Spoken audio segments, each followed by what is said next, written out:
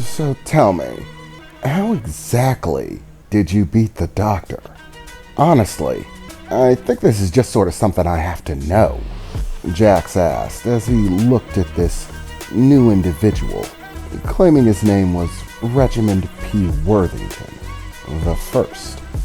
Oh, I'm sorry. That information is classified. I'm afraid that in some cases secrecy can be worth its weight in gold. I don't want you getting any smart ideas about trying the same methods with me, or passing those ideas along to anyone else. You'll just have to use your imagination. You can do that, can't you? The man said, straightening his suit somewhat as he took a few steps forward, twirling his cane a bit before placing it on his shoulder. Now let's get down to brass tacks. Specifically, what do you want from me in this ordeal? Well, Jax replied, before he was interrupted by a nearby flash of blue light, as a shadow-like figure entered through the portal. As its foot touched down inside the docking bay of this ship, with a heavy clanking sound, like dropping an anvil on a metal floor, quickly followed by another one as it stepped through the portal. An iron-black exterior that looked like plates of armor, all with a glowing red, ominous sort of light pouring out from inside of them. And yet, the form itself was once again familiar. It was another iteration of Jax, and as the portal closed behind it, Jax stopped what he was saying to turn and face this individual. Oh, so you finally showed up, did you? You took your sweet time, Jax said, facing this iron-skinned duplicate of himself. Oh, I'm sorry. Did I take too much time destroying an entire armada single-handedly? You know what? I should have left that armada where it was. To hell with the Rathians, right? If their entire civilization is destroyed, who cares, right? It's neither here nor there, the individual said, his voice having some sort of strange effect to it that it's hard to describe in any sort of words. It simply sounded strange. And he began to look around at the gathering as he stood there, glowing that ominous red light. Well, it looks like we've got almost everyone on board, he said as his attention turned to the gentleman in the suit with the cane. Who's this guy? Ugh, don't even ask, Jax replied. Trust me, you do not want the headache.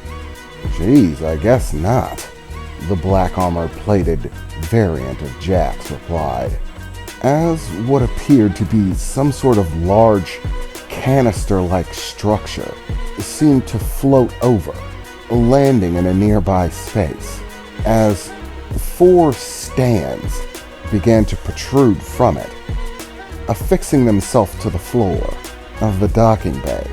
Oh, good, it showed up. Right on time. I want to take a nap, the black variant of Jax replied. Yeah, well, hurry up and get to it. You're starting to melt the floor, man, the Jax standing nearest to Delius said, pointing down towards the feet of the black armored variant of Jax, as Delius looked to find that, truly enough, the floor beneath his feet was beginning to heat drastically. The areas right under his feet already breaking down to liquid metal, beginning to bubble and broil. Yeah, I know, the armored individual replied as he began to head for this pod-like structure, which opened wide as he did. Wake me up when we get there, he said as he stepped inside of the container. And inside, there seemed to be more of those black iron-looking panels affixed to where they looked much like a human-shaped resting place, complete with head, torso, arms, legs, which he quickly set his body on, after which The container itself sealed closed, as steam or something of that nature began to protrude from the sides, shooting out in gusts with a hissing sound, right before a thrumming of sorts began to start, a hum which could be heard from outside of this container. And in case you're wondering, Delius, that was him, Godslayer Model 1.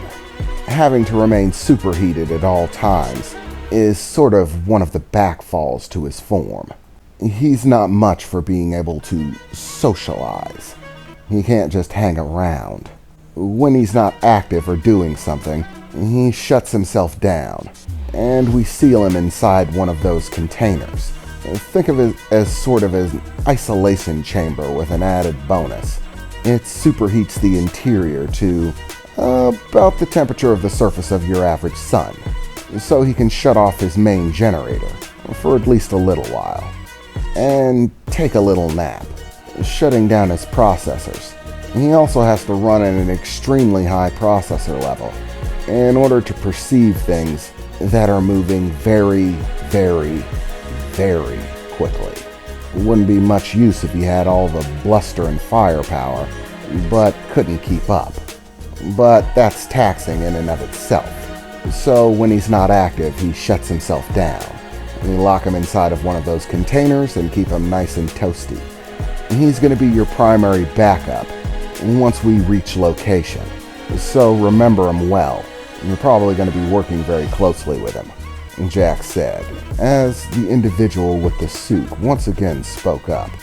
I believe you're getting distracted again. Must I remind you that I have other things to do? I'd like to hear this plan. How exactly are we accomplishing this absurd agenda of yours? And it better not rely entirely on me. Or at least I hope it doesn't. Well, aren't you just a spoiled sport? Jax replied.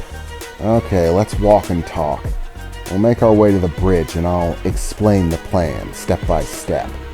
It was at that point that all of them began to make their way to the bridge, taking a transport lift, as otherwise it would take an exceptionally long time to get there.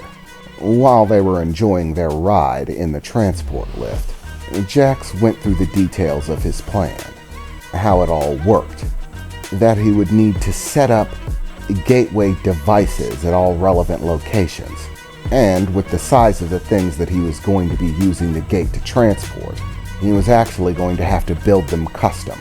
Transporting things 1,000 times the size of your average planet isn't exactly an easy thing to do, and he didn't have the equipment for it, so it would all have to be custom made, specifically for the job, which was part of what would give them their 30-day time limit, more specifically 28 days, and that he would also have to facilitate using extraordinary amounts of energy, which would require him not only to use the energy generation systems that he already has, but even once again construct some new ones. By the time that they finally reached the bridge, Jax had gone through the plan. This new individual, Regimen P. Worthington, was to provide backup, fight alongside Delius and the Godslayer models, as well as all of the other variants of Jax. They needed to clear out all of the creatures as soon as possible in order for them to build the gateway devices. If they tried to build them while all the creatures were around, there's always the possibility that all their work could be for naught, that those creatures would just destroy them. So, they had to go. If the plan had any hope of success, they couldn't be there to waylay the work. They were already on a cramped enough time schedule as it is. They had no time to deal with wayward destruction of exceptionally expensive and hard-to-produce pieces of technology. After reaching the bridge and finishing the last of the explanation, Jax looked over to Delius. So, there is one thing I'd sorta like to know before all of this gets started, and that's why exactly we have this 30-day time limit. I mean, it's absurd, and it's making things a lot harder than they should have to be. I know, Delius replied, but the circumstances don't allow for any more than that. We have 30 days. As far as why, well, that's simple. If we fail to accomplish our mission within 30 days, there'll be a war.